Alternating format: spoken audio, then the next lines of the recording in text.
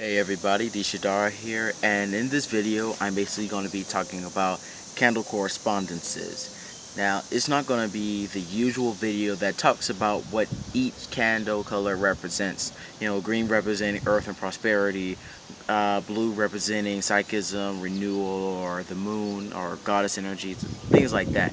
It's going to be different because in this video I am advocating for, thought.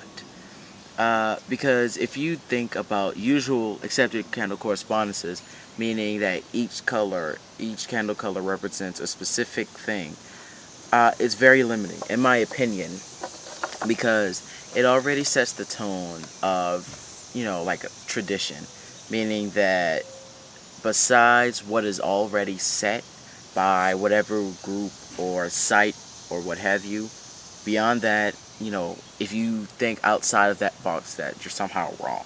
Now, this isn't to say that everyone advocates for this or that, anyone really, but I'm just saying that it could set the tone so that you could think if your belief, if you look at a candle color and you look at it differently than someone else and want it to represent something else other than what's already set, that somehow, it would set the tone of thinking you're wrong. So let's use some examples. One, let's think of the traditional candle colors, the elemental ones specifically. Fire usually is red. Green is usually of the earth, or brown, green or brown. For air, usually it's yellow. And if you think about water, of course that's blue. But what I'm saying is that let's consider what it could also mean. And you would still be valid in this thought. Say fire. You wanted fire to represent not passion, strong energies, fire, the sun, or anything like that. Say you wanted, well, of course, fire does represent fire, but let's say you wanted the color red associated with fire instead of representing passion, instead of representing strong emotions, renewal, or destruction. What if you wanted it to represent protection?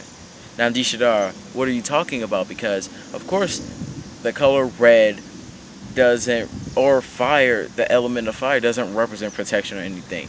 Well, actually, it can represent protection. Now, I base this belief off of the fact that if you look within the Earth's core, that's where we get our geomagnetism. This is where we get the magnetic field that protects the Earth from the sun's solar rays. It blocks it, essentially, the charged particles, all the photons and whatnot that comes off based off of solar flares, and I forgot the other one where it loops and then it bursts. I forgot. It might be a solar flare as well. I don't know. But it protects us. And if you think the Earth's core is made out of molten metal or semi-molten metal, depending on how deep within the Earth you go. And so by it spinning around, of course, it's creating a magnetic field because it's nickel and iron, the majority of it.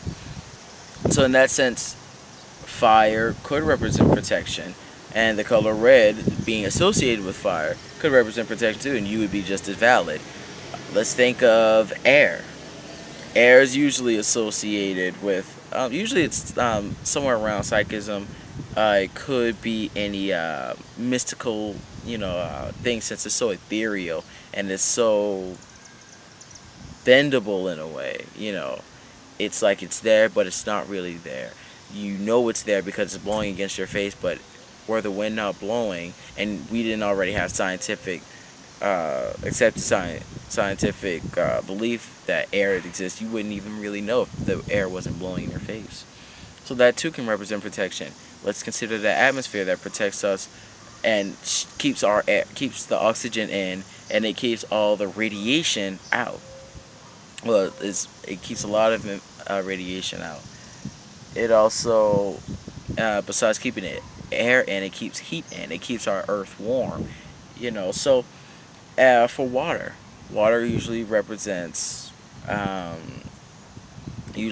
goddess energies, feminine industries, feminine energies, but it could also represent growth, potential. It could be fertility.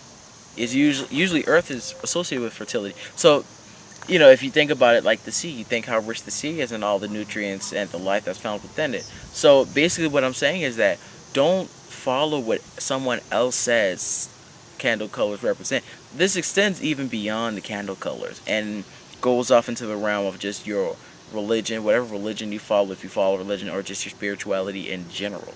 Don't let someone else say this is what this means, this is what that means. So what I'm advocating for is that you go beyond other people's thought, and then you look within yourself and you ask yourself, what do I believe this candle represents, this candle color?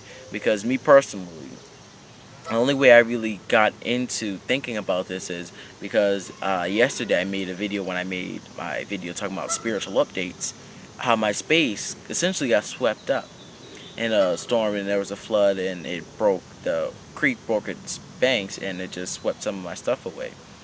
So that got me thinking with my new spiritual area that I already made. I already had two at the same time. It's just the other one was really reserved. But now, as I thought about it, since I don't have an altar or anything, I have to find a different way to do my rituals. And by thinking about how I did the corners, also known as the four elements that people usually, but not all the time, put into their space: northeast, southwest, or fire, water, and air. It made me think that I can diversify my practices by thinking things differently and not being so focused on what tradition says or what other people say, and just focusing within myself so that I can grow my practices. Because it's even though it was a really traumatic event that my space got swept away, it was also gave me a good sense of renewal, because it stirred up my belief, and it had me think about things on a deeper level.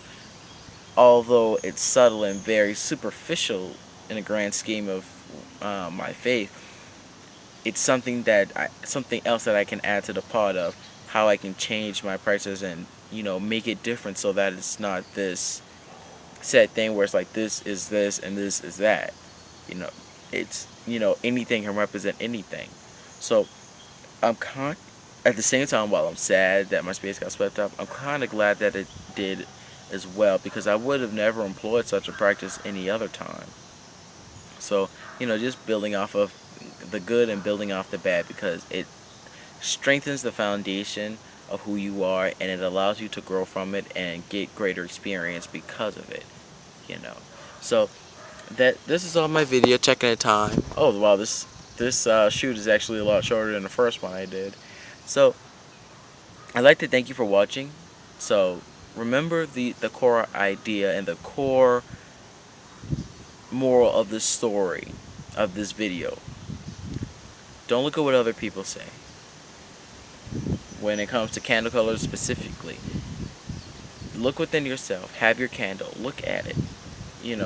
And ask yourself, what does this candle represent to me? Don't care about what other people say. Don't care. Think about what you believe, because spirituality is not about Stacy. It's not about Megan. It's not about George. It's not about anyone but you.